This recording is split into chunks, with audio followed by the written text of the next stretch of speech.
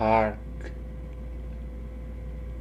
hearken thou unto a messenger of the eternal presence, one who bears light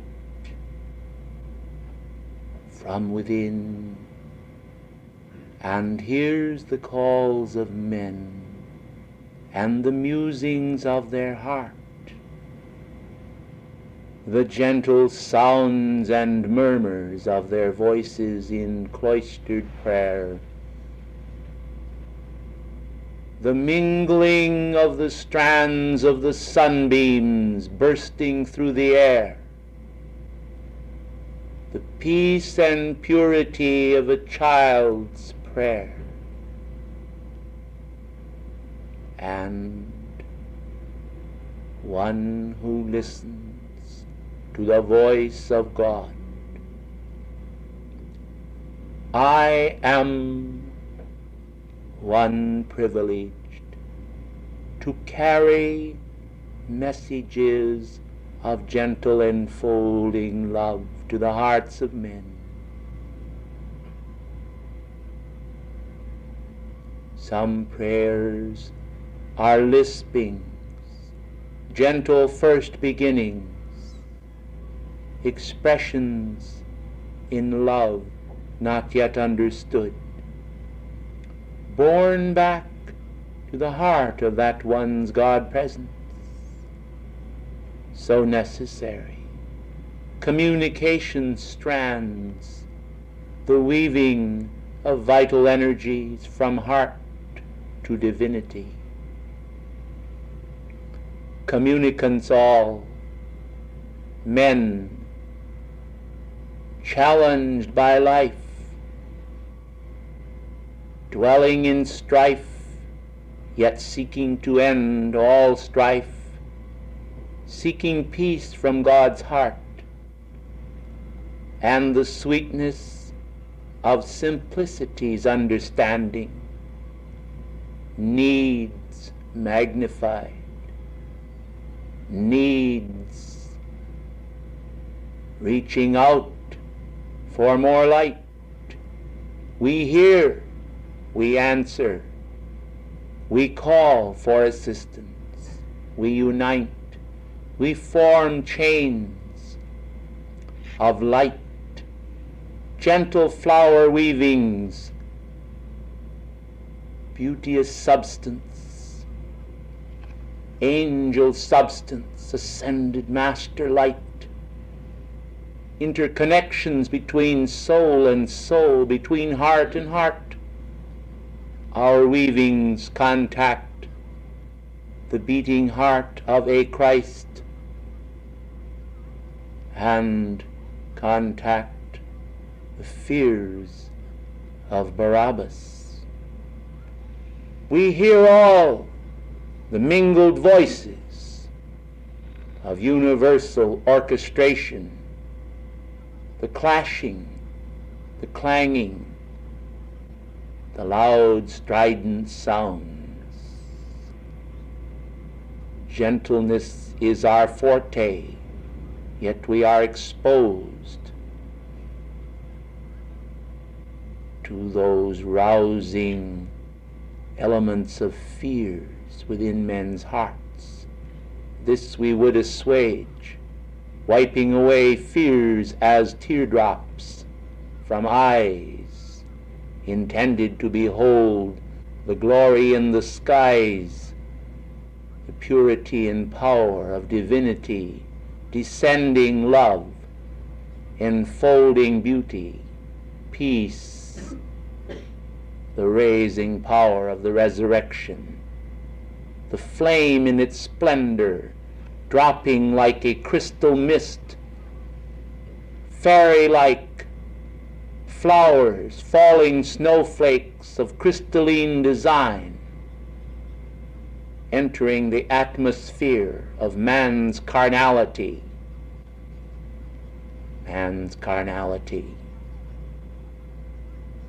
clashing, discord, breaking the spell of magic light and loveliness, the wonder of the firefly flitting across the balmy air of a July evening, the wonder of the summer sky.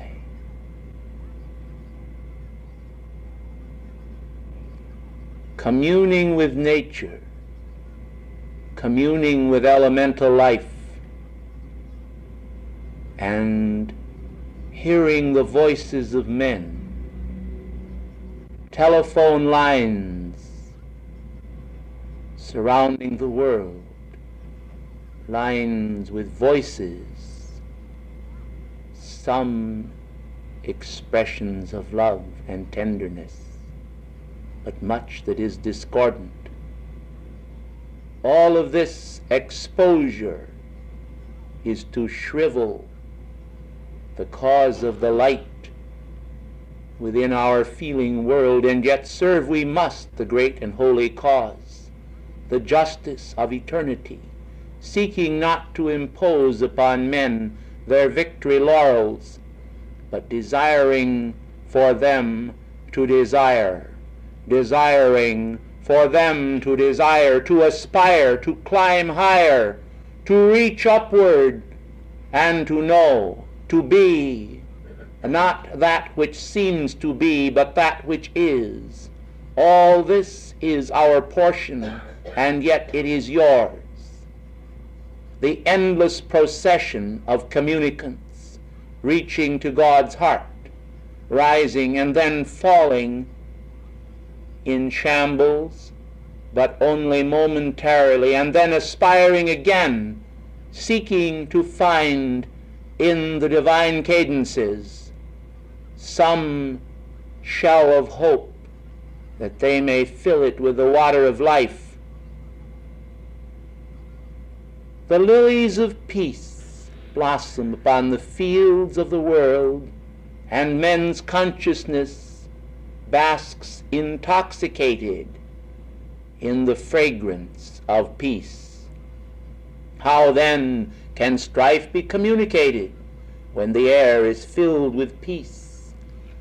I am calling now, I am calling now to the 10,000 legions of mighty angels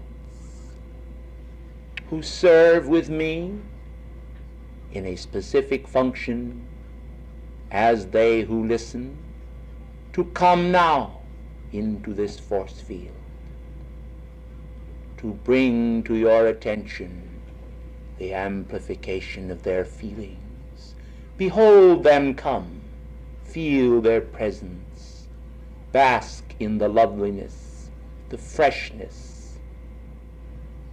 As a dewdrop rests upon a flower, so they attach themselves to the aura of those of you who aspire to be the Christ in action. We bring comfort to thee all, the comfort of communication, messengers of light from the heart of God. The evening last ye heard from Alpha, and for some of you, your hearts were as the psalmist of old and as the singer of songs, aware of the fact that the mountains fled before his presence. The mountains of your being seemed removed. Ye seemed, as we have seen and sensed, to be nothing before that great light. And yet it was his great wisdom that communicated this to you,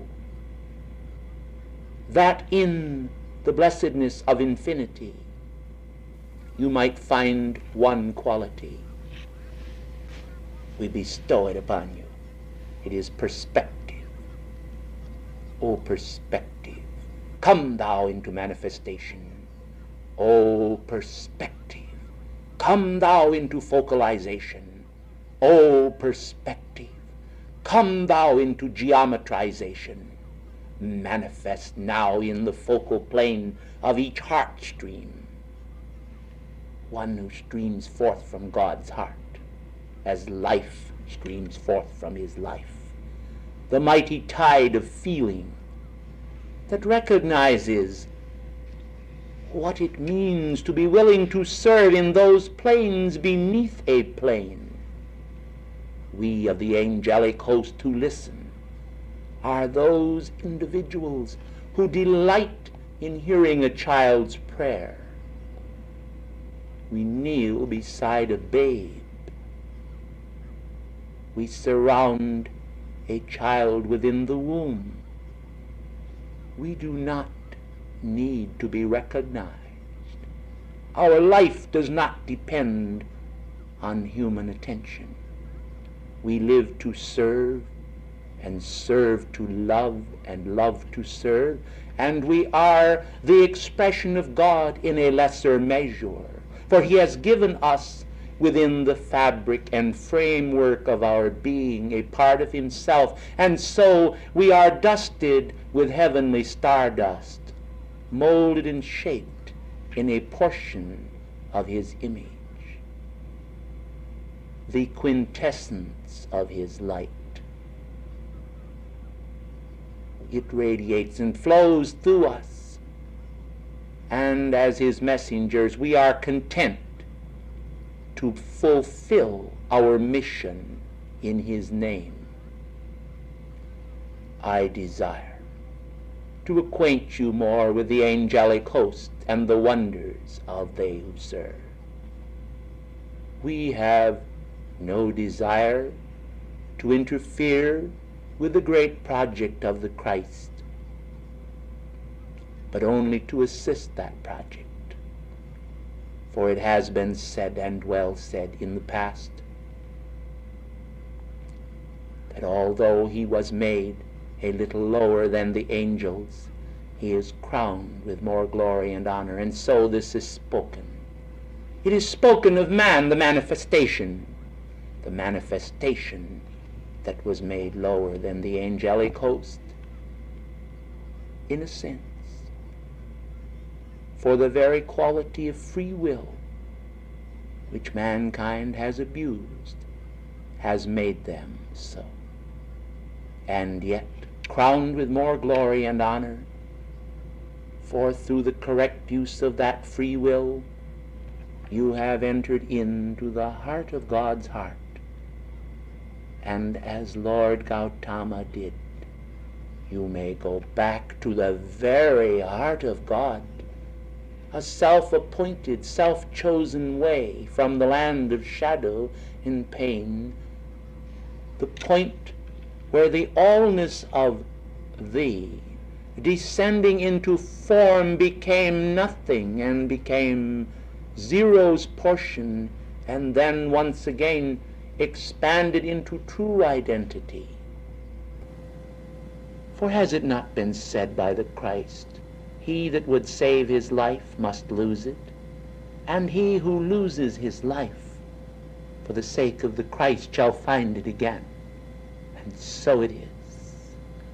Oh, the wonder of the love of our Lord Alpha,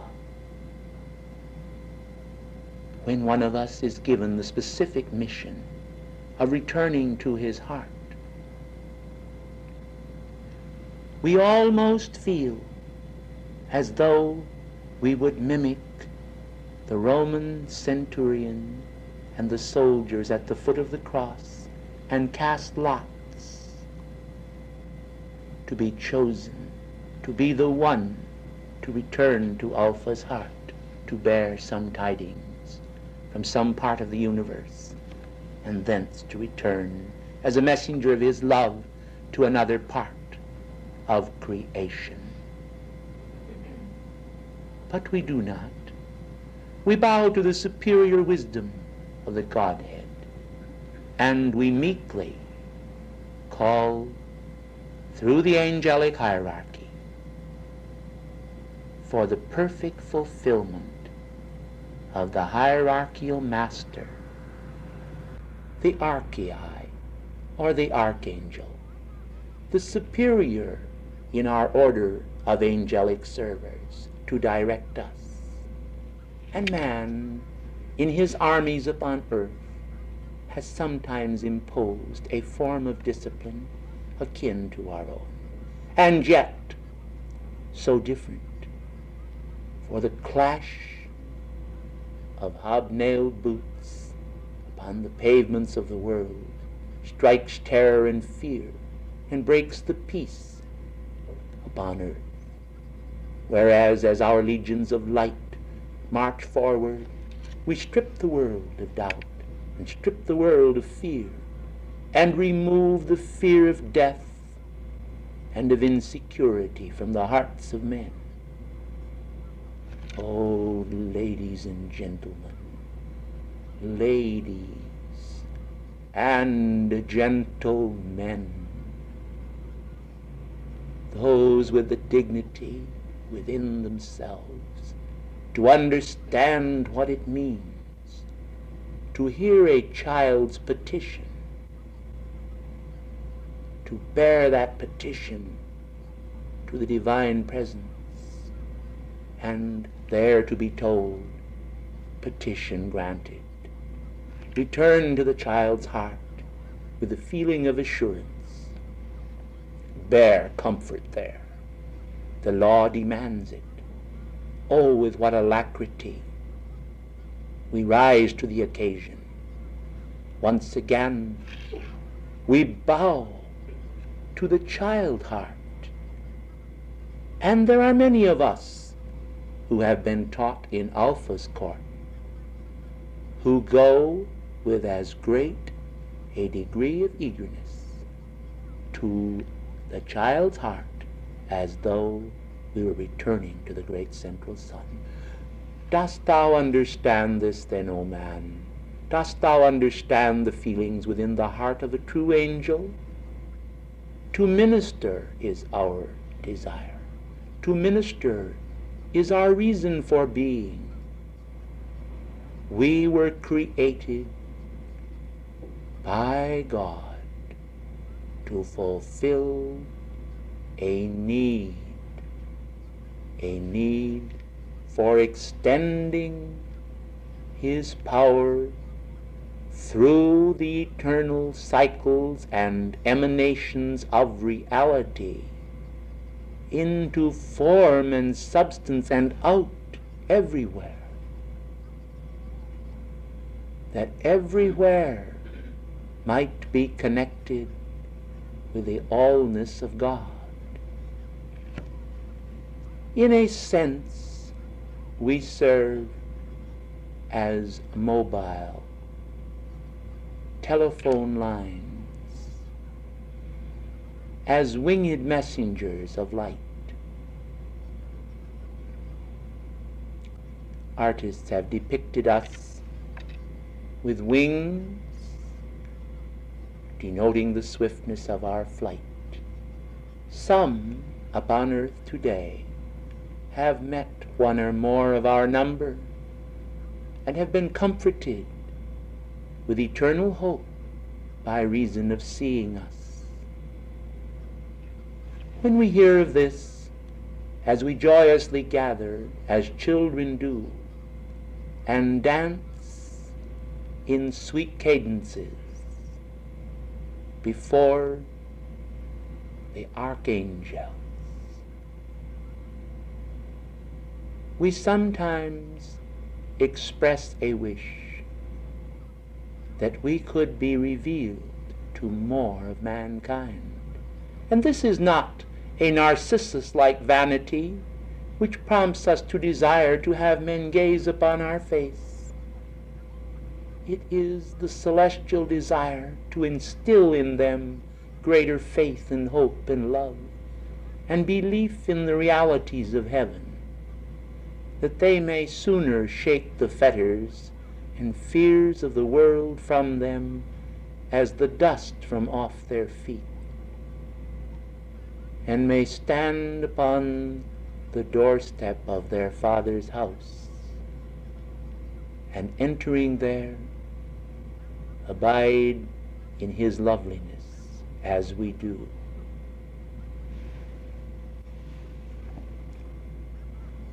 O stillness of the Holy Spirit,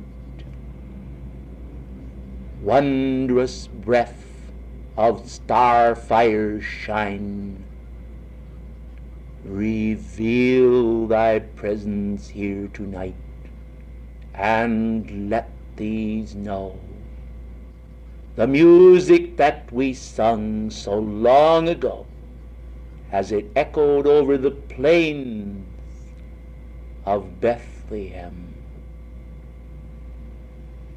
as it echoed long before on the plains of Mamre, as it has echoed on planet and orb of light throughout the starry realms of space, until the sadness upon the face of the earth is transmuted, and the loveliness of angelic faces are superimposed upon the faces of men. This is no imposition, that we would impose God's lovely and wondrous forms upon the faces of earth, so streaked with the reminders of pain and hurt and questioning and lack of understanding. God would wipe away all of this care. God would sweep away all density by the penetration of his light. O angels of love's listening ministration service, who with me stand now, raise thy swords of flame, unsheathed, that to light all may bow. Sweep these sheathed swords now free, forward in a stroke in freedom's name,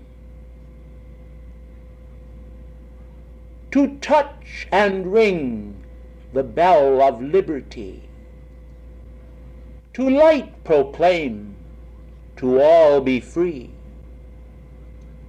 I come tonight and raise my arms of light,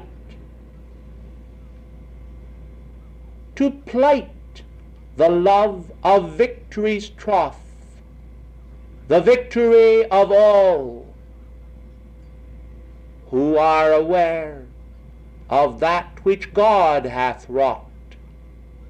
The soul of men immersed and steeped in paths of sin, set free, their wondrous freedom now to win. To all proclaim I now in heaven's name, that by the power of light's own victory won, there is a similarity of angelic service manifesting.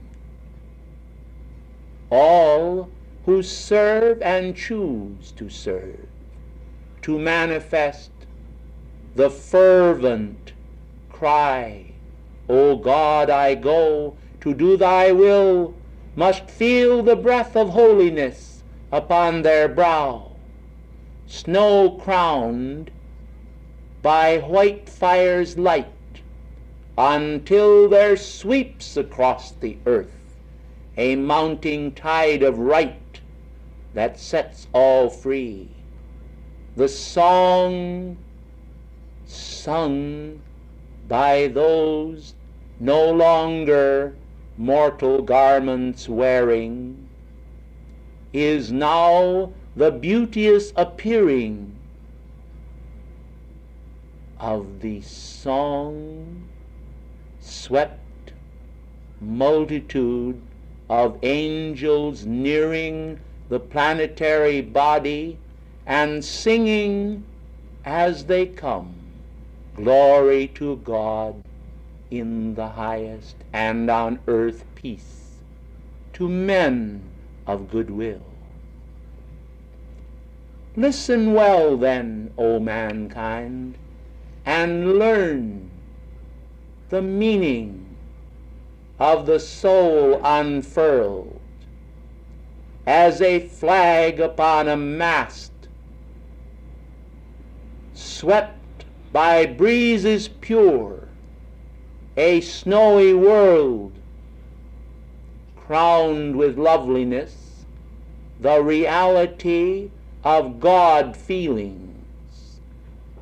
All else is dross and cannot appear when loveliness is near, and in the God flame stands resplendent, shining, tried in the fiery furnace of men's trials, but ever accompanied by the purity of the Christ presence to overcome all that is to be overcome and set the soul at last free.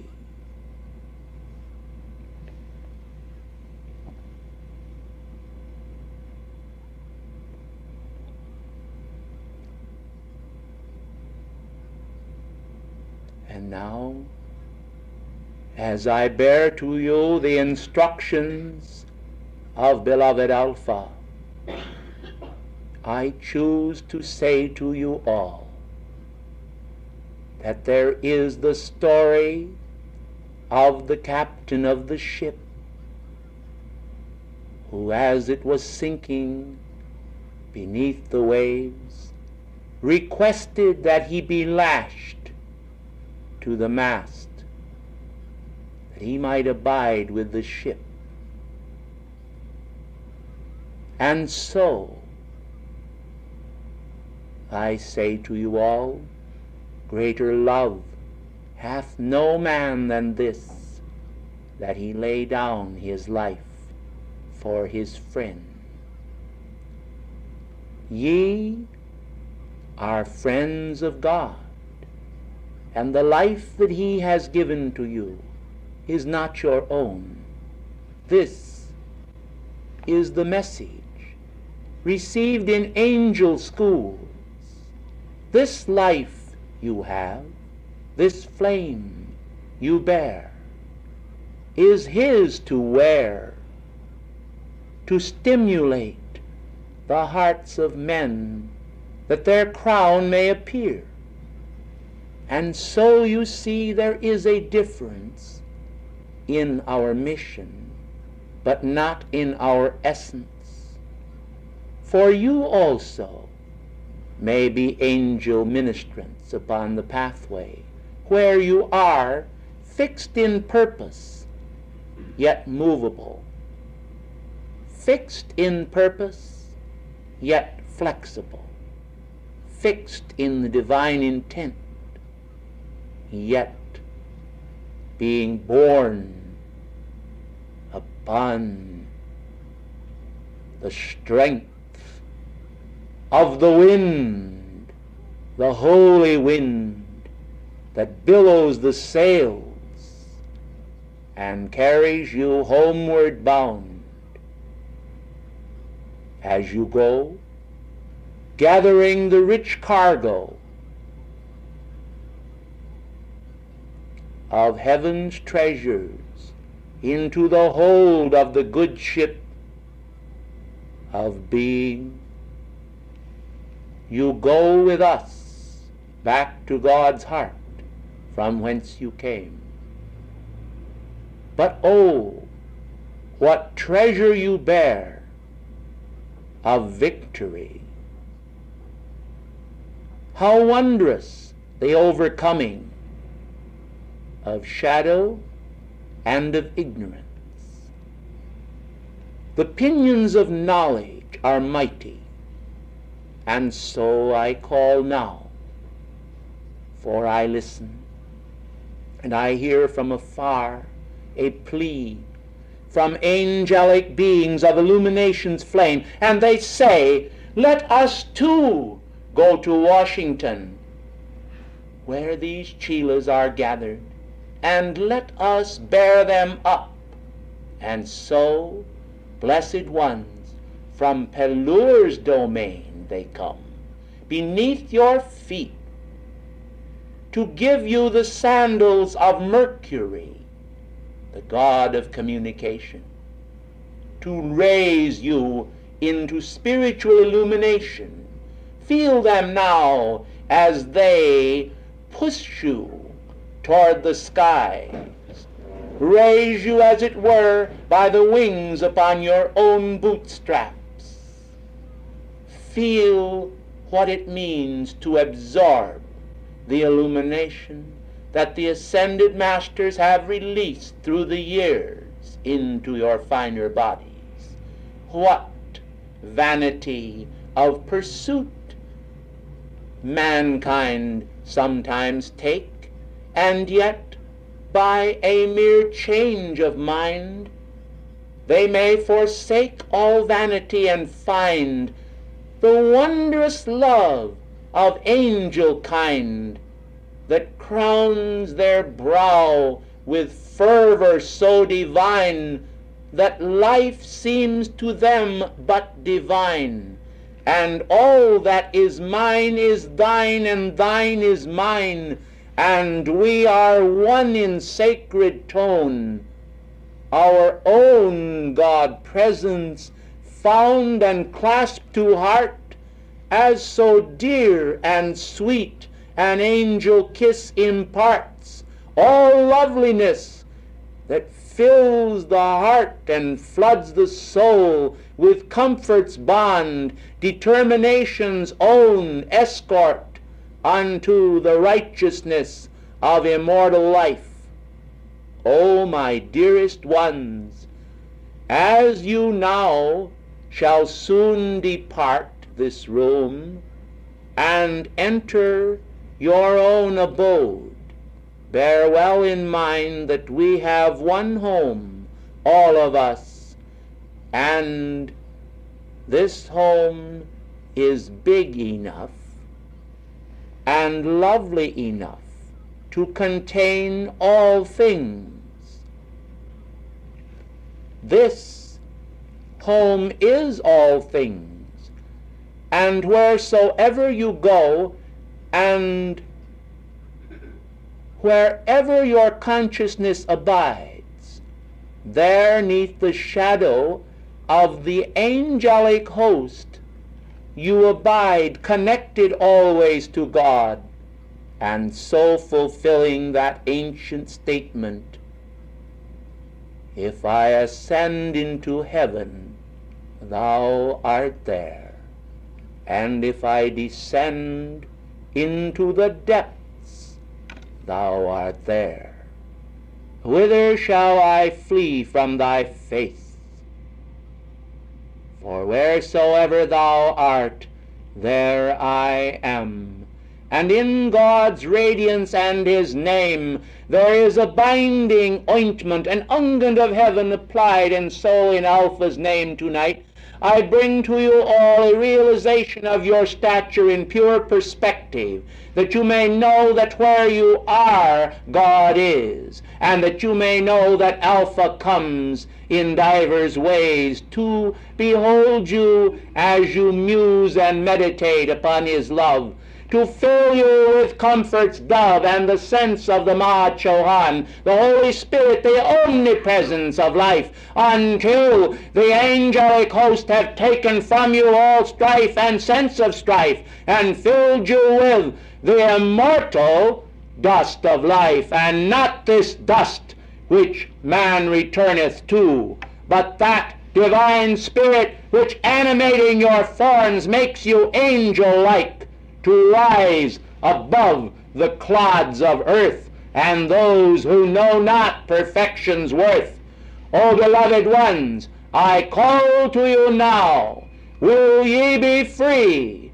then receive freedom within the heart of your own being now, within the heart of your present self. Are you God? I say, ye are gods. Ye are his, and as his fulfill your destiny. For as we belong unto him, so you belong unto him, and so life belongs unto him. And the words spoken long ago unto Abraham become sense in life's own manifestation. I will make thy seed as the sands by the seashore, innumerable, and I will make thy seed as the stars of the sky, without end. Oh, the tones of his love, the joy that fills our hearts when we hear him speak. And the Word became flesh and dwelt among men. Golgotha's hill could not hold him then, and the crucifixions of life cannot hold you now. You are a God-free being, each one, destined to fulfill all that life holds for you. And as I am joined by my divine consort, we together breathe our flame upon you, that you may know that twain shall meet in love's rapture neath the feet of the one supreme divine reality, the mighty God presence of all life. And every angel shall, in joy's eternal moving tone, sing forever the song of freedom, the freedom of all worlds, of all peoples, and of all manifestations of this one God of freedom, who in crowning Saint Germain, the God of freedom, upon his coronation day, established the freedom flame for all today, that flame should be for thousands of years the source of man's ascension from all fear and torment into realms of light's intent, where God shall manifest his own immortal, breathing, ever-living song without end.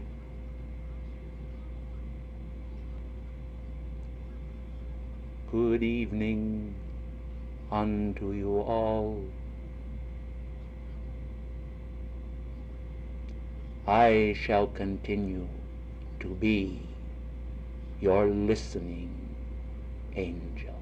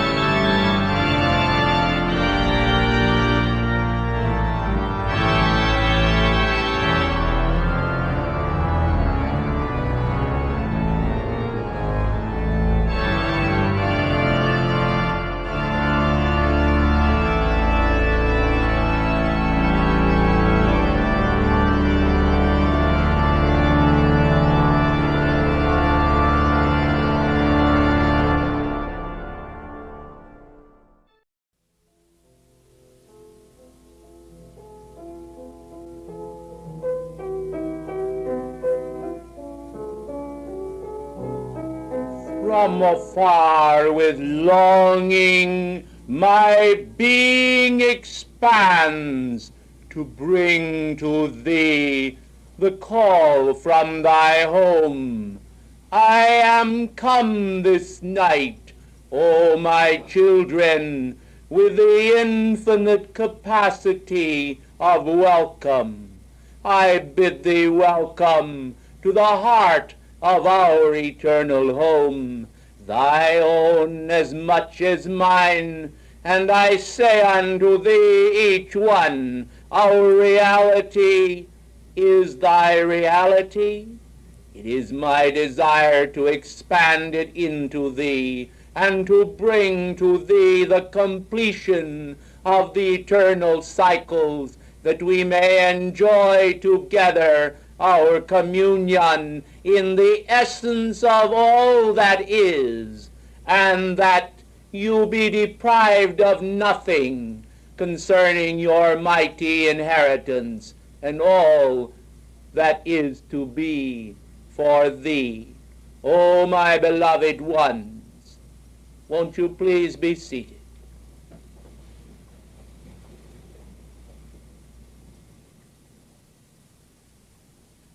From afar, in the sense of the ordinary consciousness, I come, and I bring to you my radiance. The words of your language are scarcely able to make known unto you all the love which we bear. And in a gentle sense, I think it a point of information that I ought to bring to your attention this night, that whereas in many cases it has been the desire of some of the ascended hosts to have an amplification of the signal strength of their radiation, it has been my request this night that I be furnished a guard of cosmic beings who are stepping down the radiation of my being, that it may manifest in a gentle manner and not disturb your worlds beyond the point of recovery, so that you might develop such a sense of yearning that you would not be content here until your mission is fulfilled. I would point out that there is a holy wisdom in this, for dexterity of accomplishment is necessary if mankind is to obtain their victory where they are. We have sent forth many sons. We have observed their goings out and their return. We recognize the fervor of their being. We recognize the compassion of the bond to our eternal heart. We shed our beams upon thee now, the radiance of our wisdom. But we again point out the need for contentment until your own individual mission is complete upon the orb that bears thee. We have many orbs. There are bodies celestial, and there are bodies terrestrial, but the glory of the terrestrial has been made known to you as incomparable to the glory of the celestial. As I stand before you this night, it is my will to exalt in you a sense of the perfectionment of your mission.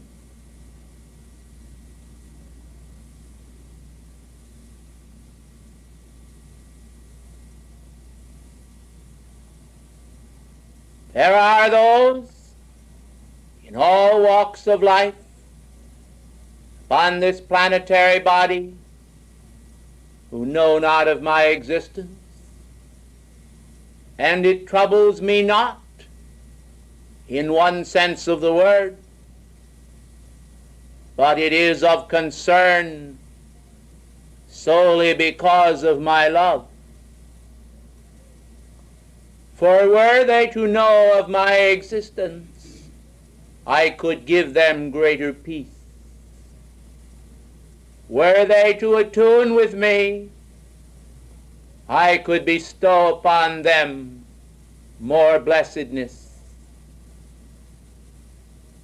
more of the treasures of heaven.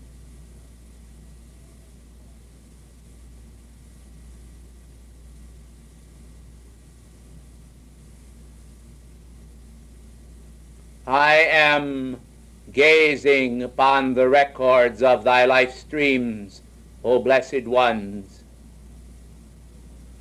I witness the miracle of thy being.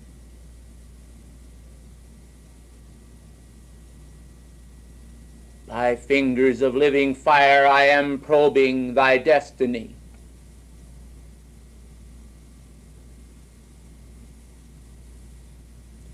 That which has been lacks much. That which thou shalt be is thy hope.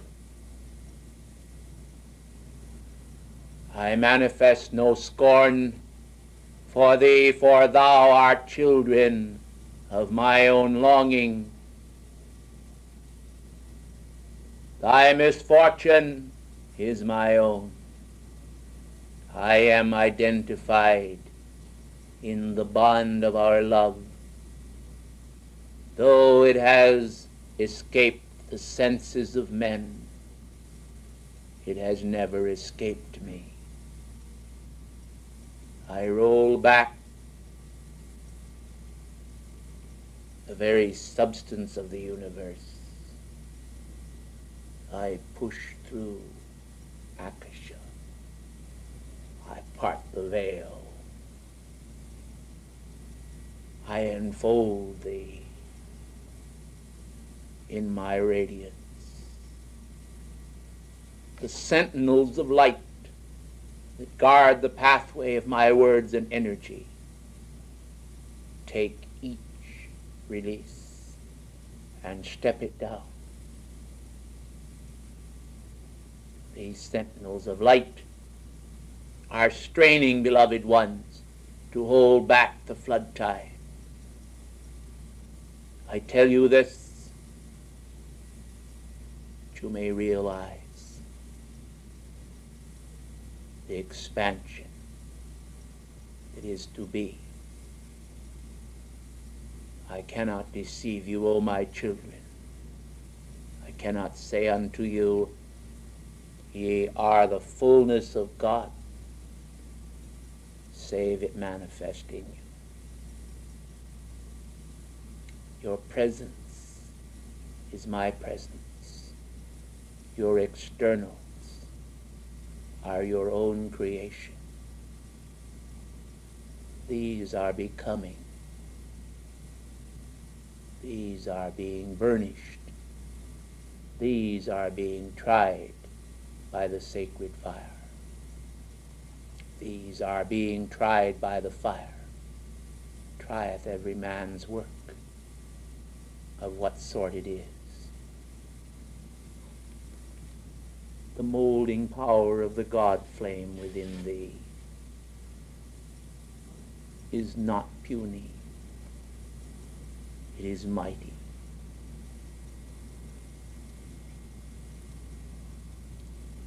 Omega, Mother of cosmos, eternal law of cycles, do thou also release thy mighty energy.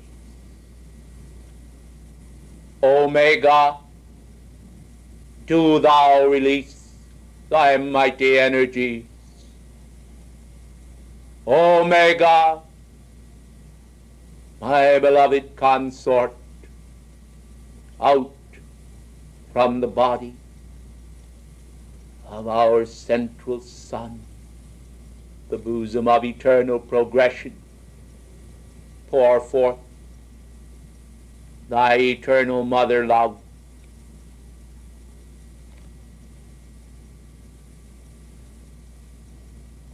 Salute these hearts. Wipe away from them the sense of frustration and disappointment. They are being God-taught by the hierarchical lineage of descent into form and substance in light.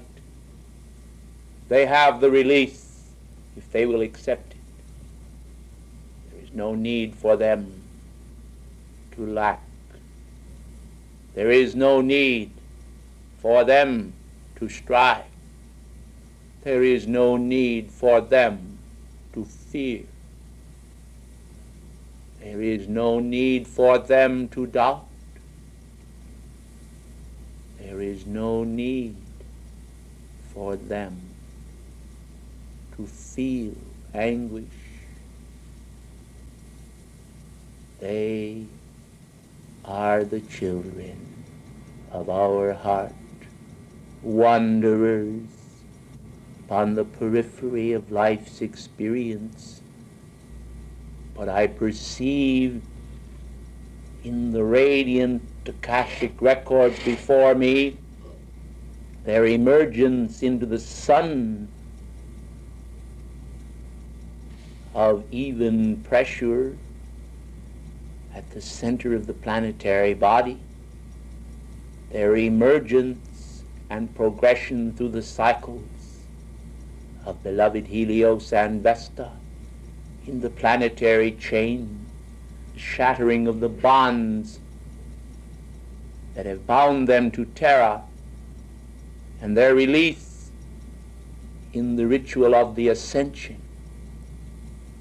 I perceive for them the climbing of the ladder that leads toward service in our kingdom without end.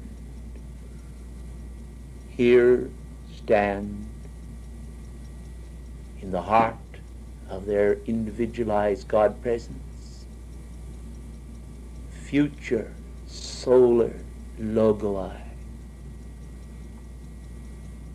Here stand those that shall ensoul systems of worlds. How can they fear? How can their destiny keep from them itself? What manner of truth is this? What false expression has captivated their minds and hearts? Then let it cease to be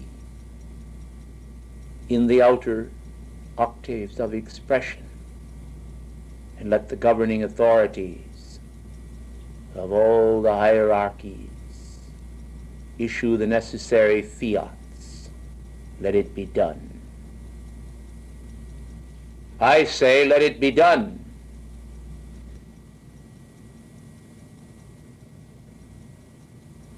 We bear a record for firmness, and although we are charged with utter humility and bow down ourselves before the weakest vessel in our consciousness, we possess the light of God that does not fail to accomplish the purpose for which it was sent forth. And it is our intent to see that there is brought about a change in outer conditions and a change in the total complexion of man's consciousness. let me tell you this, all of the time, through the ages and cycles of life that has elapsed until this present, has not been enough to convey to us the instant of man's fall unto the present.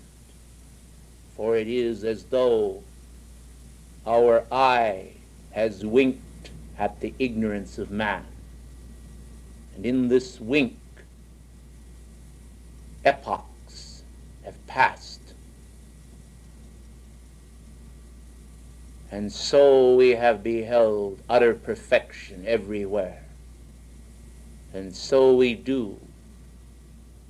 But in this breath of the Manvaras, it has come to pass that while we turned away for an instant after releasing the tablets of the great law of man's perfection, the symbolic children of Israel have danced and fabricated the golden calf, have forsaken the truth to worship idols, to practice idolatry. The words released of old, I, the Lord thy God, I am a jealous God. Thou shalt have no other gods before me, has not been understood. Man, O manifestation of myself, know ye not that I would have conveyed to you not eternal blessings, not eternal grace, not but victory. There has not been any need for the prodigal to depart from the heart of our presence, and yet he has asked it, and we have granted it. And now we await his return. The flicker of our eyes, a blink of our consciousness, and human discord has manifested in the time span, but it has never entered our eternal being.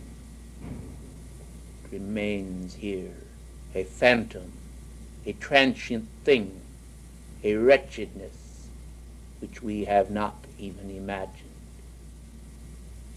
which in the imaging of falsehood has been fabricated as a lie.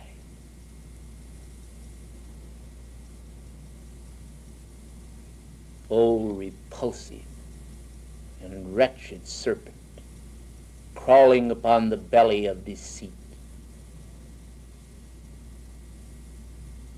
the Christ light of every man shall strike the sword of invincible blue lightning through thee, and shrivel thee up, and never shalt thou be any more. In thy place, the spiritual energies of eternal perfection shall rise upon the ladder of life, pulsating and making new the wonders of revelation's doors swinging wide, the mystery of the rods and the cones and the symbols shall be made known. Pause now and reflect. Your body is composed of substance. Whose substance? Our own. It is made of light. It is not a dark and shapeless mass. It has been enclosed by shadowed substance. misqualified energy. Know ye, beloved ones, that within the hereditary factors of your world, within the environmental factors of your world, there is formed miniature rods and cones and angles of substance. Upon these is engraven the pattern of beauty and loveliness and spiritual form, that essence of that which is to be. The overlay that is engraved over this original design, written in the ash of man's own untransmuted karma as a plastic sticky mass, is overlaid over the cones and rods and substance, the generic factors of the race. And engraven there is disease, decay, destruction, and defeat. The antipode of all that is to release from mankind's consciousness all this root of laggard creation, discordant manifestation, and shadowed substance. This morning, mighty cosmos indicated that I would deal with science, and I am come this night filled with the desire to imbue your consciousness with the understanding that your form, in all of its mystery and wonder, and I speak now of your physical form, is composed in essence of a substance behind a substance behind a substance, that the rods and cones and angles of substance there hold the vibratory patterns of our mind, that over this there is laid the misused mind patterns of human creation, that these are engraven as control factors in the worlds of men, permeating out through the individual's physical form and manifesting shameful pictures upon the screen so well qualified to receive beauty. Now then, let it come to pass. The use of the violet fire, the flames of freedom, be intensified upon this planetary body. Let it come to pass that our humility be transmitted to many students of light throughout the planetary body. Let it come to pass that the mystic beauty of the roseate form of man's dawning divinity be established in its fullness within his consciousness. I advocate that you read this night ere sleep shall shut your eyes the words concerning the spiritual beauty imparted in connection with the nativity of the ascended Master Jesus, of how the joy of God sped on wings through the hill country, and the hearts of the humble waxed strong in the glory of God. Oh, Gloria in excelsis Deus.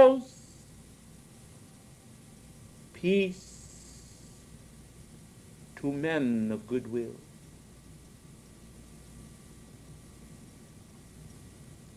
Glory to God in the highest in each of thee parts of myself. Glory to God in the heart flame of each of thee. What folly it is to be resigned to the shambles of human creation. With what leaven shall we raise mankind? We have sent forth our emissaries without number. Almost infinite is the chronology of our sending forth to earth. Kings and priests and prophets and teachers. These have been slaughtered and killed and abused and shamelessly treated.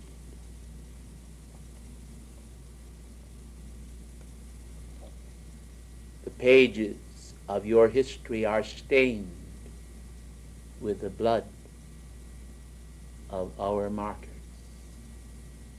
those who came here to expand truth, to turn men away from infamous activities, the shedding of blood, the stealing of property, the assassination of character, the impurity of degrading holy energies, the unrighteousness of human thought patterns concerning life itself. The mental body of mankind is stained with a deeply ingrained and dyed essence of corruption. The Christ consciousness, stainless, pure white fire substance has gone forth. The beautiful orb of the Buddha, the transcendent love of the Christ. All these come from the bosom of the beginning and stretch forth radiant poles of identity unto the ending. I am Alpha and Omega, the beginning and the ending of thyself. And in the entering in to the heart of the Mother Omega, in the entering in the fullness into her heart, there is signified the end of thyself and the birth of thy new beginning. For the serpent has swallowed his own tail, and all endings are new beginnings. With the vanishing from the screen of identity of all that is false in the self, all that is true comes to birth. And so Vesta, in the sun of your system of worlds, is the mother who invests her energies in you. And Helios is the god of that sun. Be thou faithful over a few things, and I will make thee ruler over many things. He is the great law that came down pulsating through the ethers from on high, from our octave.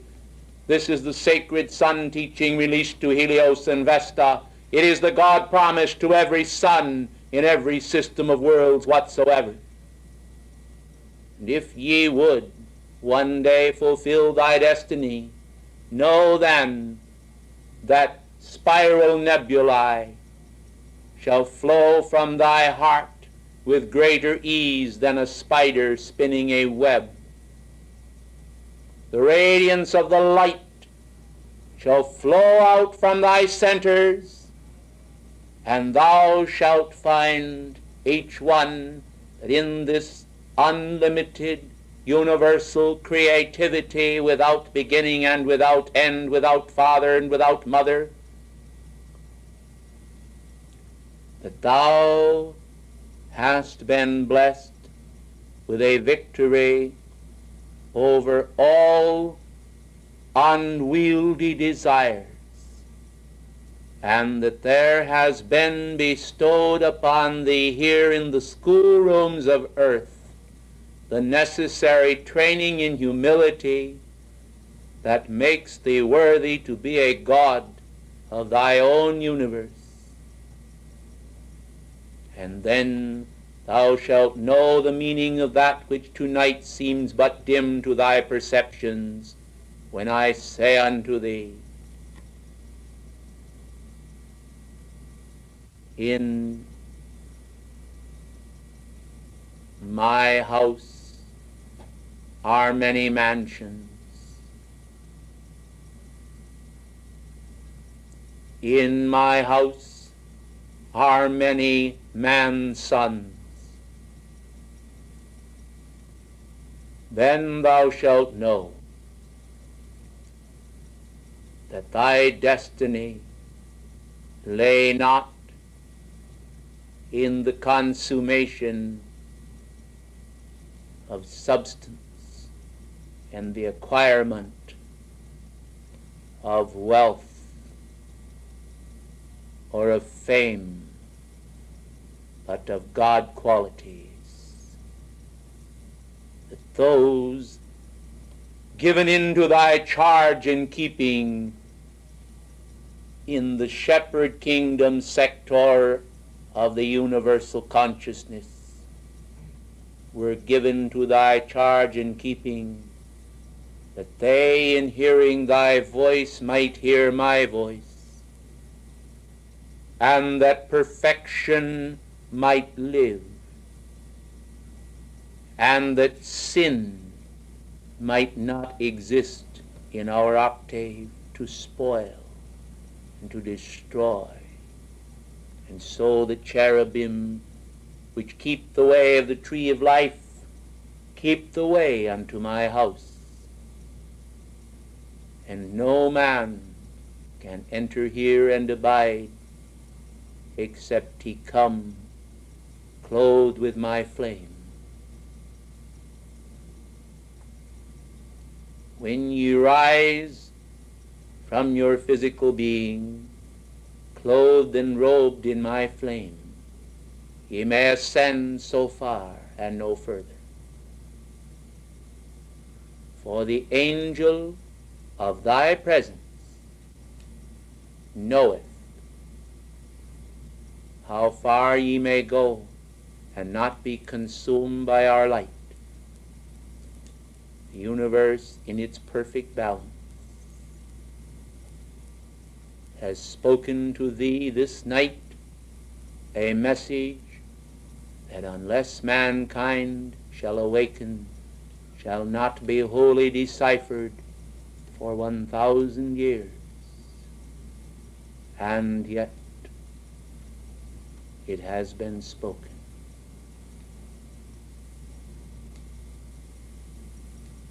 The love of Omega, the ending of the self, fulfills perfect spirit of oneness. Fear not. in symbols there is naught but the purpose that lives, and the purpose is the oneness that cannot be destroyed because it is eternal.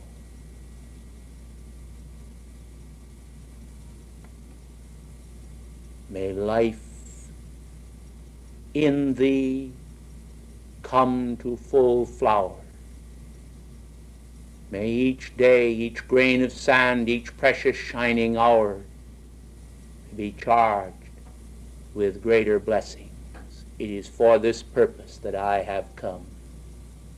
Yea, that each ascended being has come. Yea, that this class was convoked. And so, while I shall not speak for many a year, as you muse upon all that I have given you this night, you shall find the veils of matter and mind and ideas parting one by one if you keep your consciousness pure and your humility active. These are my qualities. These are yours to enshrine. Oh, my beloved, may I kneel before the eternal presence of our radiance within thee. May I hold thee close for this night in our embrace, according to the capacity of your life stream to receive it. May I say unto thee, O starlight of the star of the Christ, blaze upon the foreheads of these thy children. Embellish them with the Christ mind that invokes perfection and light and power, purity, all that ever is enduring. So be it.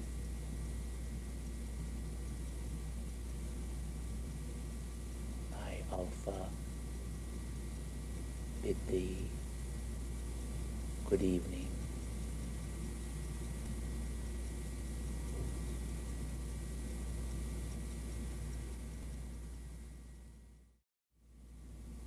With the authority of El Moria, that when our beloved Alpha spoke, there was a very tremendous action which I have never before witnessed. He spoke of that action himself. Actually, the ascended masters were holding back the pressure of his radiance. It was just as though they were struggling to keep it from coming through, which is contrary to what is done. As he pointed out, in many cases the cherubic beings, the angels, will amplify. But the radiance of Alpha from the great central sun, I did not realize how great it was. I do not know whether you got that surge or not when before I began to speak. This I do not know, but I see some heads nodding. But it was a burning, searing radiance. It was a tremendous radiance that came forth. But this radiance was not permitted to continue. And I did not know why, but I realize now that had it continued, of course, it would not have been possible for me to have actually received the dictation, because I could not have remained here. It was that powerful. We have not witnessed anything like it before, but by the action of the masters in stepping it down, it was enabled to come through. There was an awful lot that was not said. It was not put into words. There was no limitation on my part that caused Alpha's dictation to be slow and hesitant. This was a deliberate action which he initiated for reasons which I do not know. claim to know. But I thought, and I have El Morya's permission to tell you this, that you may know that there was some special action which I think I sense. Therefore, I shall tell you this much is what I think I sense in it. I think that Alpha's radiance and his design is so tremendous, so much all of perfection, of course, that the mirror of our consciousness would be more or less shriveled up and erased. It wouldn't even exist if he would let that light shine through in its fullness. And I think the Master stepped it down so that we could just get a glimpse of this glory and purpose. Apparently, there are many things that the Masters, beyond Buddha and up further in the scale, and even Buddha and the Christ, have not told us. And apparently, there is not really much advantage to our taking instruction from beloved Alpha in the sense of just words. Apparently, I had a very keen sense that he had things to convey that absolutely could not be put into ordinary teaching, and therefore he left gaps and spaces in the words where there were vibratory actions which will result in our receiving through the Masters, who stood in that chain of command, you see, holding that back, that each one of them was imparted, that it was imparted to them some essence from Alpha, so that not only were we being given the blessing of his radiance, but it was being stepped down through them all, and they were all getting a part of something more than they had before. But that all of that will eventually then come down to us as we step up in our spiritual development, so that as we go up one step, then that comes down. I think you see this, and this is what I'm getting from El Morya as an explanation of that action. Now, I don't ordinarily do these things at the conclusion of an address, but we're doing it to honor you, our beloved Alpha and Omega, in the heart of the great central sun, that teaching of love which you imparted to us tonight may be a real part of ourselves and may strengthen the bond of spirituality upon this planet. Surely, in strengthening spirituality upon earth, we ought to be able to make men one.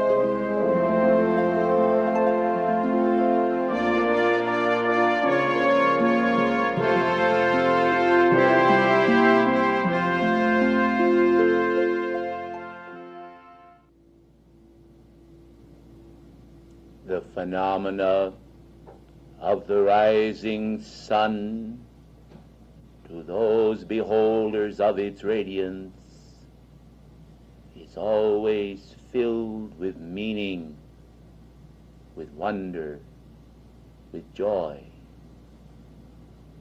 Those who gaze upon the cloud formations in the east as the dawn is breaking have noted the penetration of the clouds by the light rays streaming forth. They have noted with a sense of beauty and wonder, and their hearts have been filled with unknown joy. From the east, as the wind gently parts the veil of clouds, the splendid golden dawn, tinged, roseate, full of wonder, continues to expand feelings of hope within the hearts of men. Now I am come this day to speak to you of many things, but let us begin with the dawn, for there are days when these rays are witnessed as moving into action, when men of spiritual perception perceive behind the sun a secret action of the radiance of the sun. It is the power of the sun behind the sun in a dual polarity, radiating forth to the earth, sensed by the few whose hearts are in tune, but intended for the many, to bestow upon them the kiss of the dawn. Now I would speak to you concerning the intricate secret. Mankind, through the years, when perusing their libraries, when reading sacred words, when meditating upon holy things, have often stressed the basic simplicity of life. They have often spoken of the simplicity of the masters. They have balanced against this simplicity the intricacies of science. As I am come this day,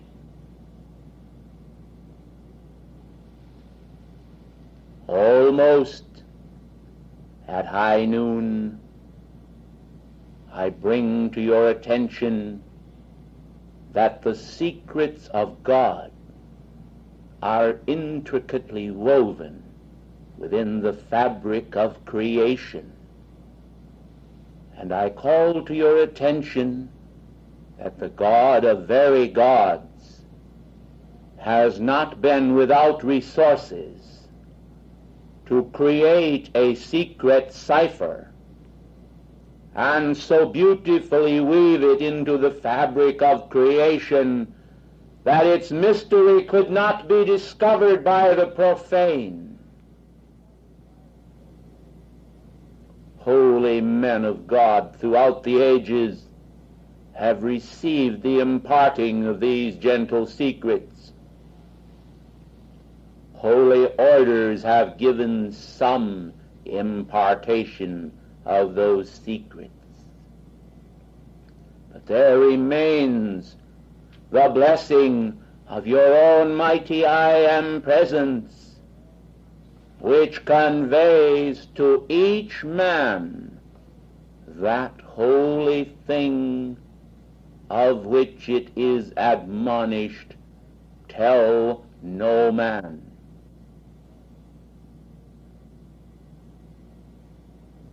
It is of this we would speak. In stepping forth from the doorway that is ajar with great light, I bring to your attention this idea. I call to the attention of mankind that they have not discovered the secret of true religion.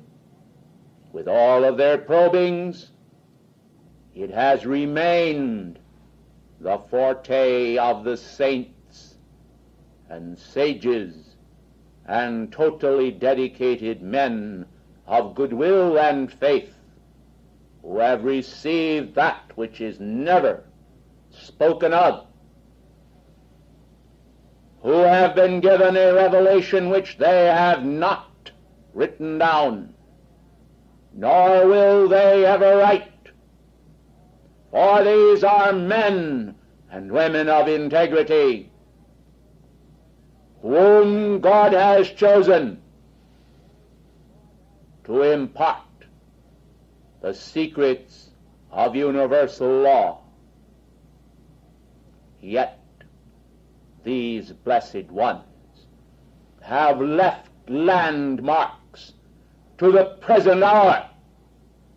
These landmarks are clearer than the signposts on your highways and identifying your cities. They escape the notice of those who scoff and mock at that which they do not understand, and I again declare, let none think that the intricacies of the divine secret are so easily discovered that men who live as swine can rend these holy pearls and take them from the hand of God as though they were not. The intricacies of the divine secret are worthy of discovery. This is the spiritually scientific knowledge of the kingdom of God. You will hear tonight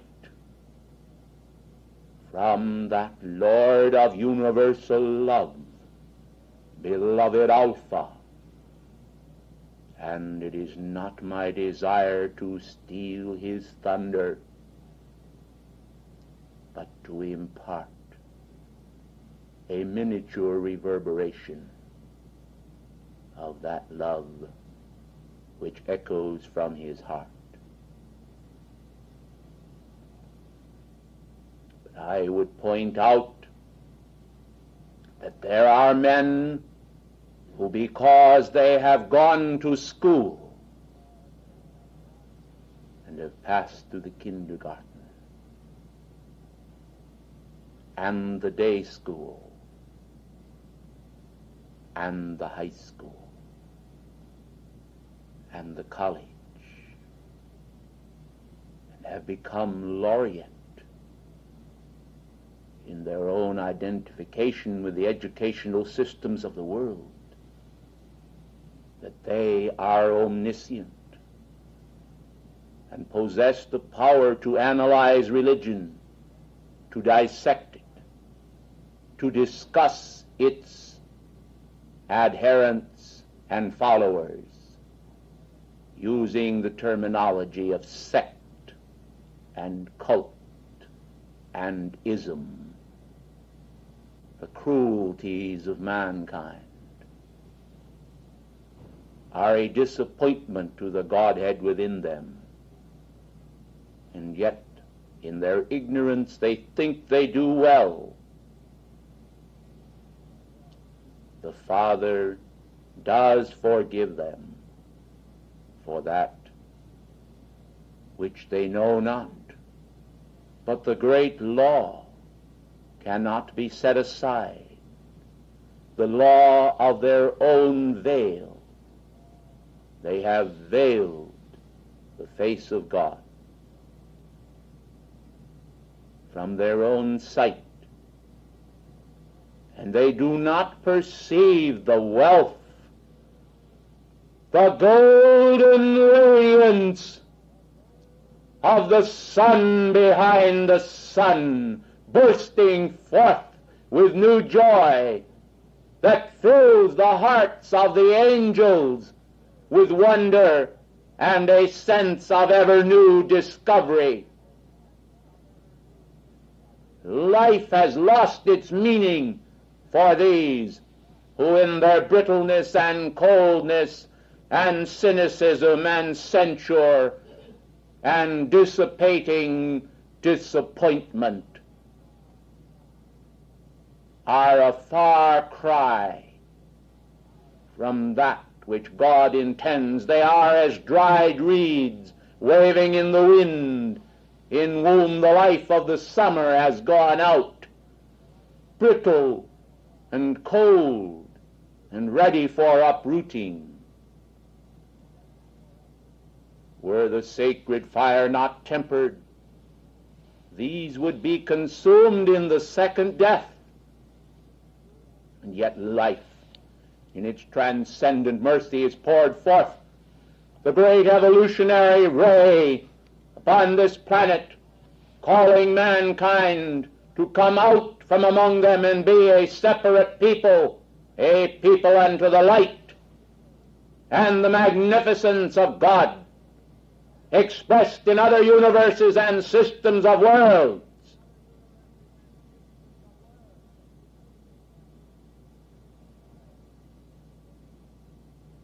I this day hide from thee one particular element which I wish to release, and yet the great law has demanded that it be not released.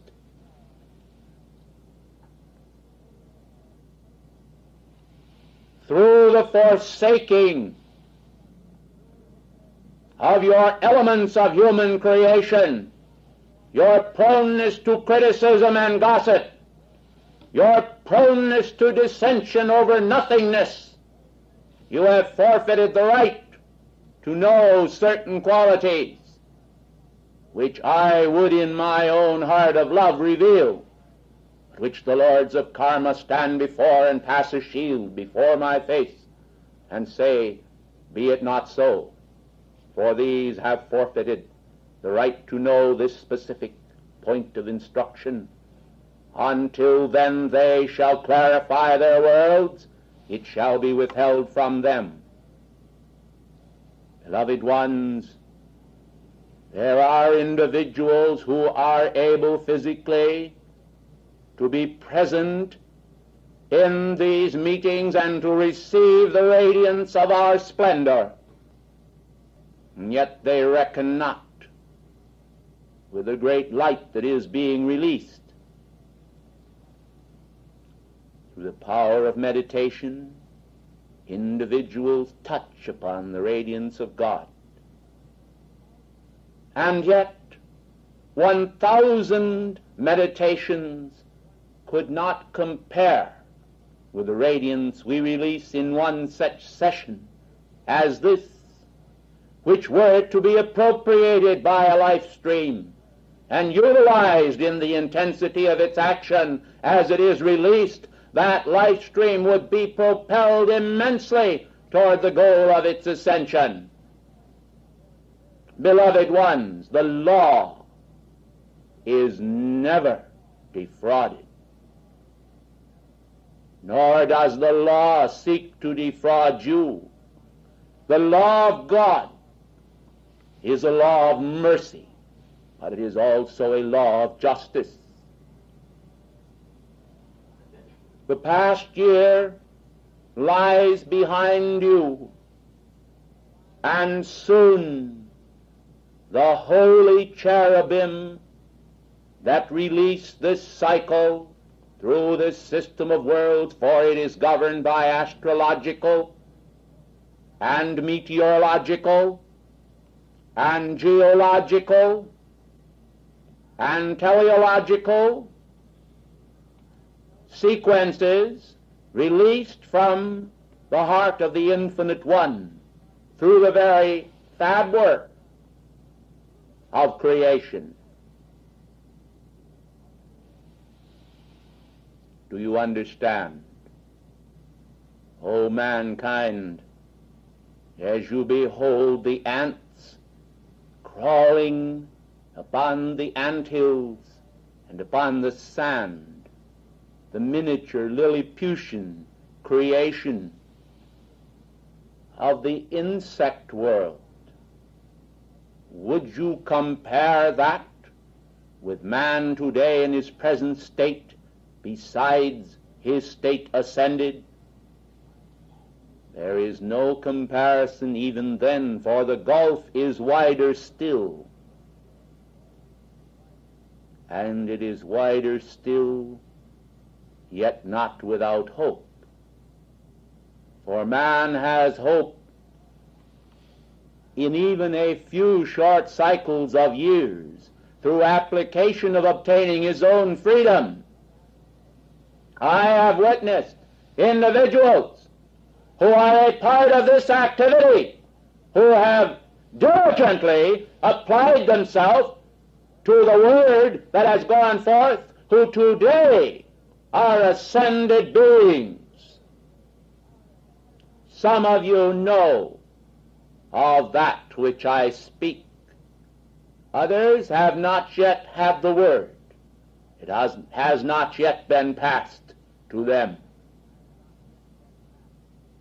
O precious ones, the great white brotherhood has striven for so long to unite the various groups expressing a part of the divine plan upon the planetary body. But many, many, many of their leaders have not responded to the idea of cosmic unity. Therefore, inasmuch as they have not responded, but have hardened their hearts as Pharaoh of old, it has been the decision of the cosmic councils to bless those leaders and those individuals who have recognized the need for a spiritual focus through which the masters may walk and talk without the limitation of human discord or imposition. Therefore, we have elected to support all those who shall proceed to follow the mighty tide of light that is expressing through the Summit Lighthouse activity. We shall not withdraw our support from those of other movements whose hearts are pure and who desire to serve the great light,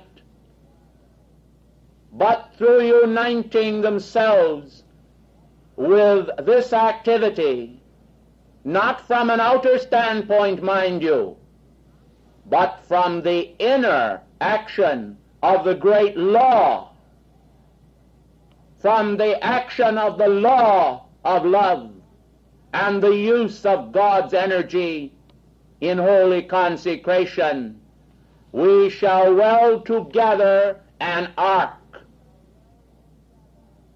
with doors open wide to they of every faith, that all may enter this ark and escape the flood of human violence released through the mass media of communication and through the dissension of those who have forgotten the glory of their own divine presence and only seek it out, as it were, on a Sunday morning for 1 hour.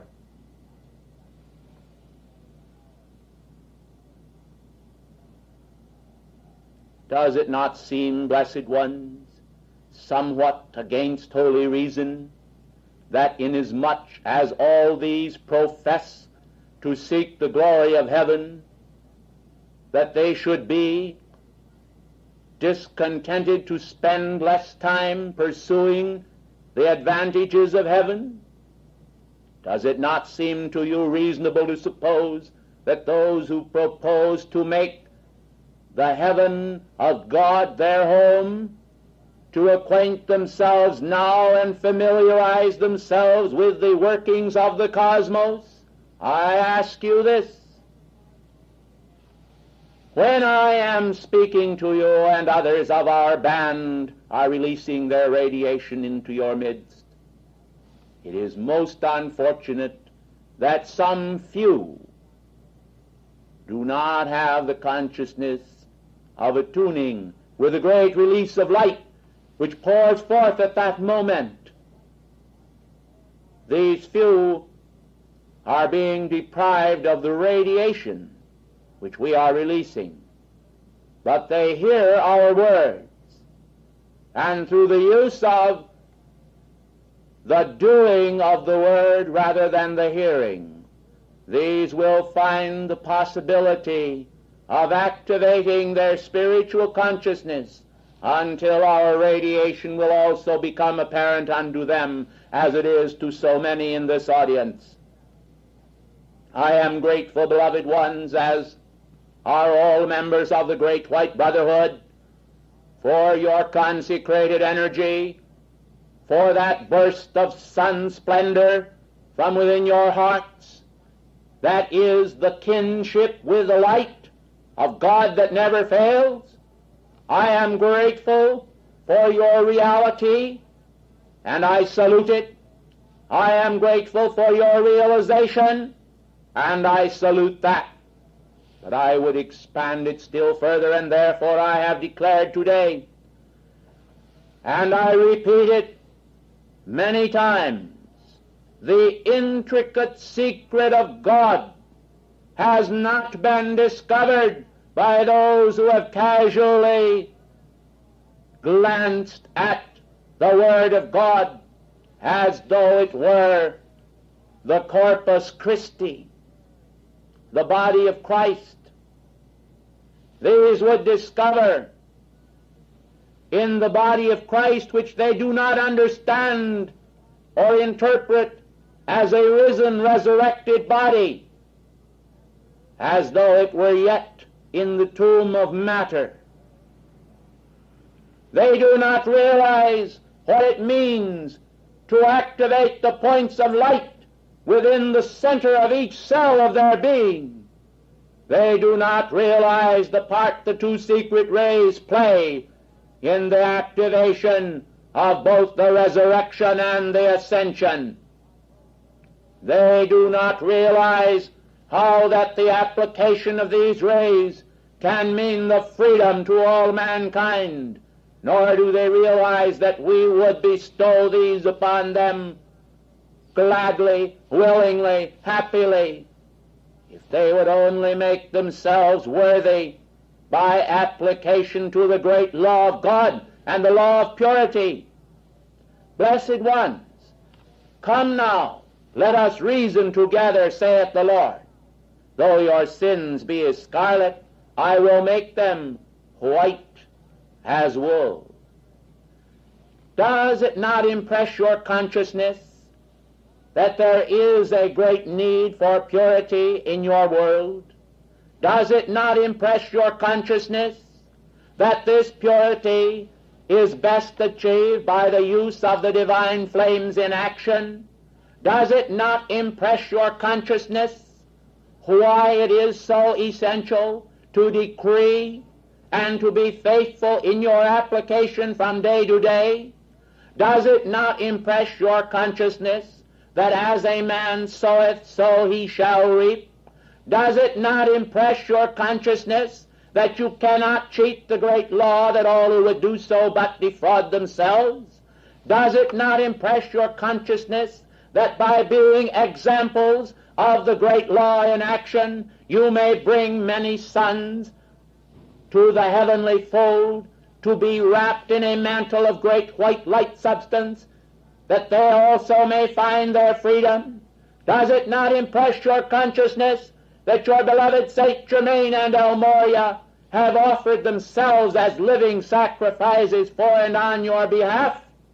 Does it not impress your consciousness that there is a certain amount of faithfulness in connection with this activity, both below and as above? O beloved ones, were you to behold with inner spiritual eyes the mighty spiritual activity that takes place before each release which you receive so casually, I think that your hearts would throb with a new sense of meaning, and then you would possess a greater ability to decipher the mighty intricate secrets which God imparts to specific individuals who have proven themselves worthy. Think you that Elijah, when he handed the cruse of oil to the woman and uttered the word that it should not fail, was not possessed with the intricate secret of true precipitation? Do you not realize that when Saint Germain walked in Europe and performed miracles before them, that there was the discovery of the intricate secret of life manifesting within him? Do you not realize that those that do not possess it, and it is not always apparent, themselves have need of more of the Lord's spiritual substance? I come then this day in the hope of performing that act long ago performed by God in the valley of dried bones. I desire to see a quickening here in the spiritual vibratory action of each one of you. I desire to see all past alertness as a prologue, and I desire to see the alertness of the future, the vitality of the future, the infusion of the future glory of God manifesting in the vessels of ye who are here present. I desire to see a culmination of all of your energies in a swift victory, that the wings of the eternal presence may bear you up over all temptation, over all shadow, and over all substance qualified with less than perfection, until you arise to the summit of your own glorious identity, and will understand that the same God that influenced Elijah, and that influenced Melchizedek, and that influenced Abraham, and all of the patriarchs, and all of the holy men and sages, including the Lord Buddha and Ananda, is also able today to stimulate within your consciousness the breathing, living awareness of the great intricate secret, the power to manipulate energy and to use it for His glory by His wisdom.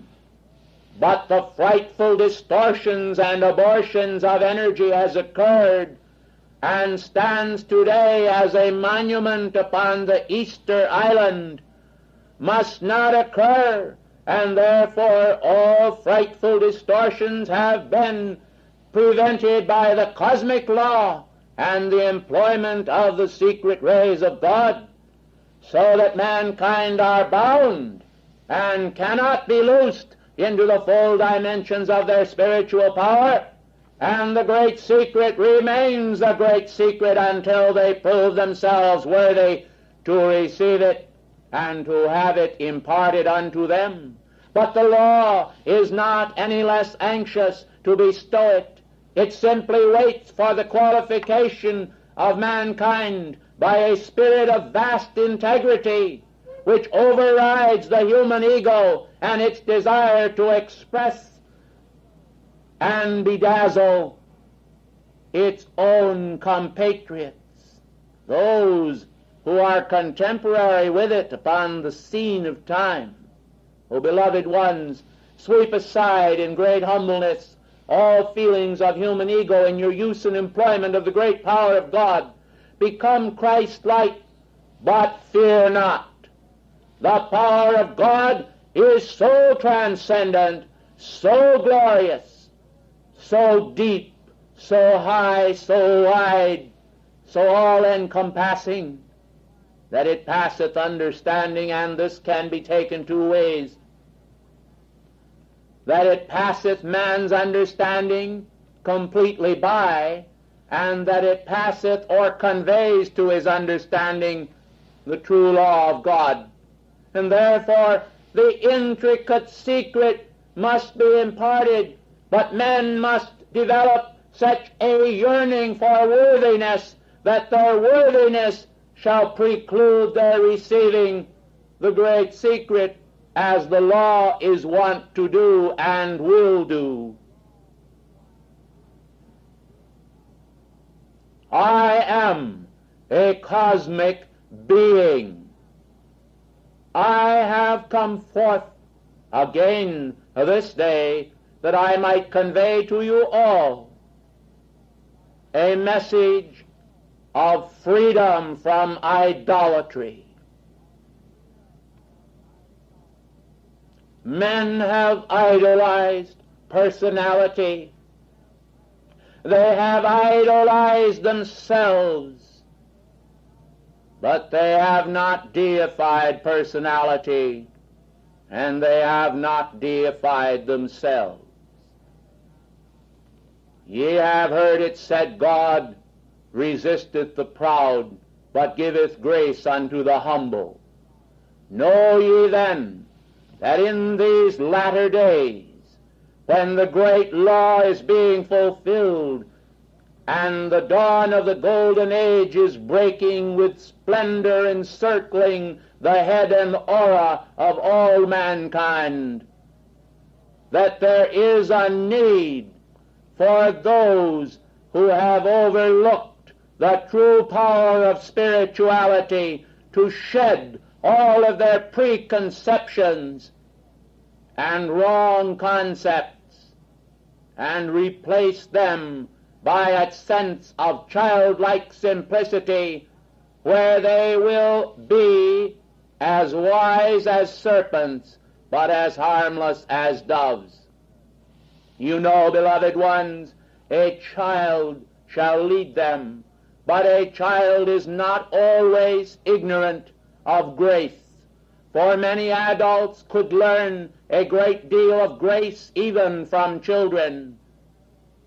And parents and adults are intended to impart to children greater grace. How can they bestow that which they do not possess? And how can they who possess it fail to aspire to bestow it? How can men be so blind as to believe that God is a God of their own sect and not of another? How can men be so blind as to recognize also that they must cleave to those who have the greater light rather than those who have the lesser light? Light is light, but if one possessed a power of 50% of the light of another who possessed 100%, would it not be wise and the part of wisdom to join and merge with those who have the greater light, that progress come to the life stream who aspires to progress? And yet, beloved ones, I call to your attention that mankind have overlooked constantly their own faults while gazing at others with a critical sense. As I examine the records of Akasha now, I find before me the admonishments of Saint Germain through a host of activities where he has pleaded with the student body to cease all gossip and all talk which is not profitable to individuals.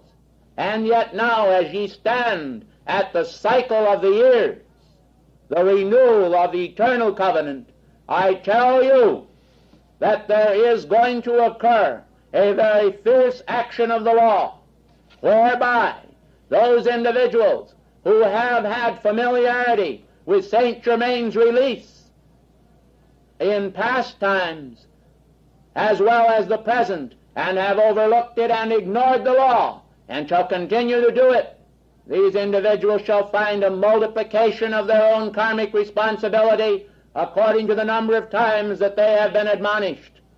And I say to them all, look ye well within yourselves, that ye cast out, as the Christ admonished, the mote out of your own eye, and then you can see clearly how to cast it out of your brother's eye.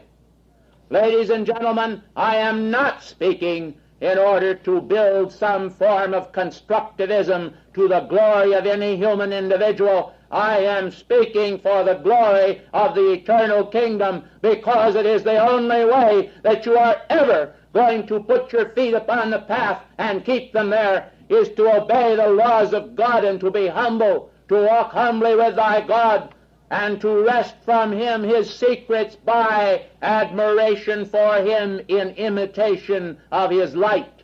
Do you see, beloved ones, as long as you gaze with a critical eye upon mankind's doings and continue to imitate those doings yourselves, you are only deceiving yourselves. But when you gaze into the face of your Father in heaven and behold the angels of everyone's divine presence, you will be glorifying that individual here below by the great mantle of light which is their birthright, and you will be bestowing upon them such a tremendous pressure of Christ's accomplishment as shall assist them to find their own freedom, and you cannot help thereby discovering your own.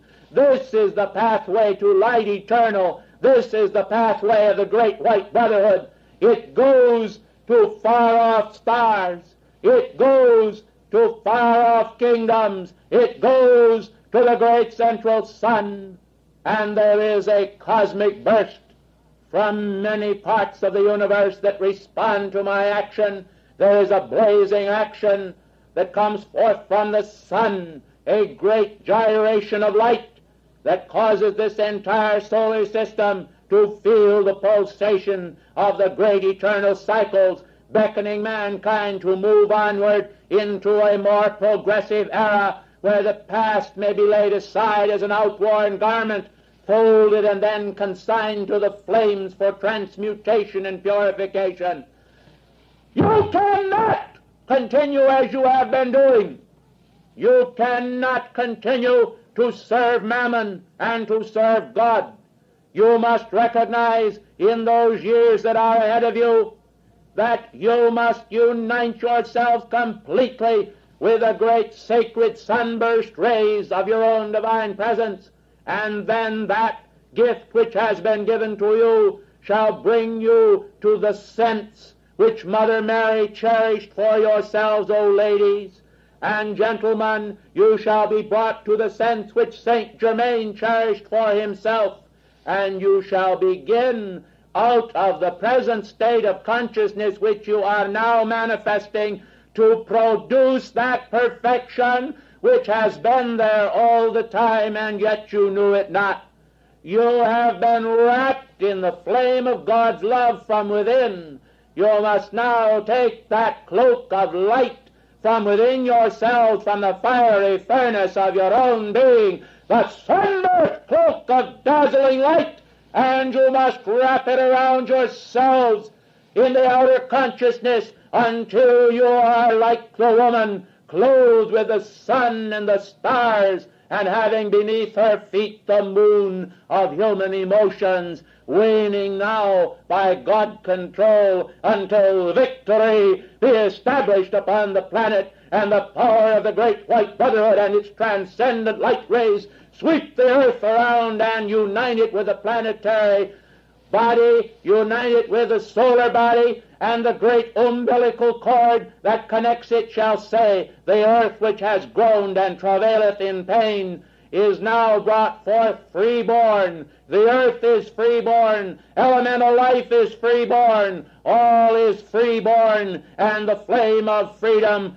pulsates in the great natal day of the manifestation of the Christ in man, clothed with the Sun of righteousness appearing. The scientific release of the divine power from the heart of the secret rays, manifesting for all and bypassing none.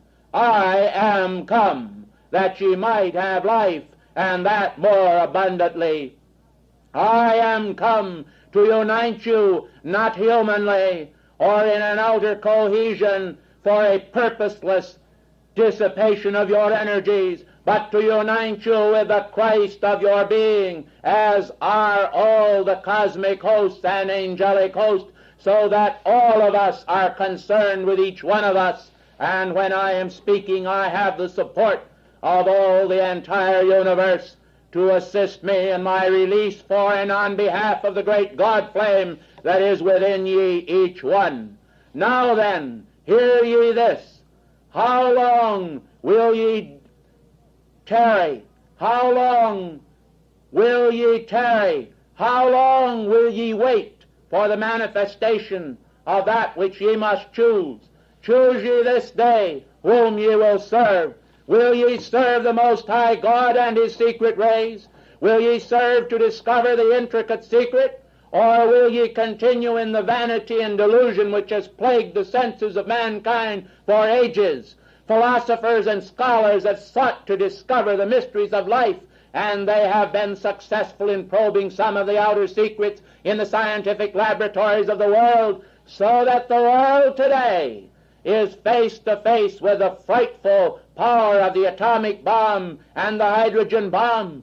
But mankind have not yet learned how to govern their own energies and how to assert the law of infinite harmony within the intricacy of their own world. They do not yet know, or say they do not, how to do the things that are Christ-like, and this is because they have not recognized the intricate secret as existing. They have supposed that the statements of the saints about little children and about basic concepts as fire, earth, air, and water is the total substance of all that true religion has to offer. They do not realize that true religion has to offer all of the secrets of the universal consciousness until mankind becomes illustrious in the new freedom of the Son of God, who abideth forevermore, saying unto all, Lo,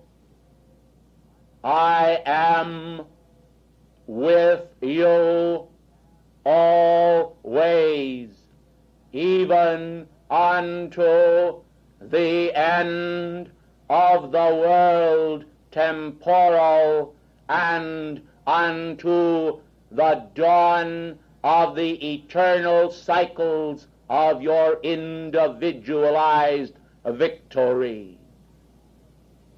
I thank you and bid you a good morning.